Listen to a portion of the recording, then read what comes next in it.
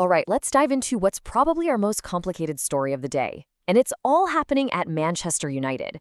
It really is a tale of two completely different futures. One player getting locked down for the long haul, while another is, well, being shown the exit door. So over at Old Trafford, you've got two careers going in totally opposite directions.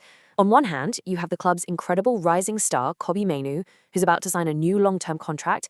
And on the other, you have the big money signing Jadon Sancho, whose time at the club is now officially over. For Kobbie, man, the future could not be brighter. The club is literally in the final stages of locking him into a massive new deal that'll run all the way to 2031. I mean, talk about a vote of confidence. It's the perfect reward for his insane breakout season, a much bigger salary, and a huge long-term commitment from the club. But then you have Jadon Sancho. And for him, the story's over. And I want to be really clear about this.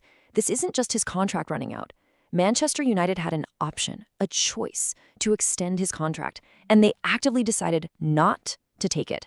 That's a big deal. It makes his exit final. He's leaving as a free agent. So with Sancho becoming a free agent, things get really complicated. I mean, where does a player with his undeniable talent, but also his massive salary, go from here? Well, there are a few key things to understand. First, the book is closed on his time at Manchester United. It's done. Second, his old club, Borussia Dortmund, is genuinely really interested in bringing him back. But, and this is a huge but, the biggest problem is money. Dortmund just can't come close to matching the salary he was getting at United. And really, this gets to the heart of the whole thing. Sancho has this special connection with Dortmund, right? He feels trusted there, he plays with freedom, he looks like a completely different player when he's in that yellow and black shirt. So that makes them the obvious frontrunner, but it would take a major pay cut from him to make it a reality. You know, the transfer market is such a fascinating thing. It's this wild mix of loyalty, like what we heard from Caicedo about Chelsea, and then just the cold, hard numbers, like Sancho's entire situation. And it really leaves us with this one final thought, doesn't it?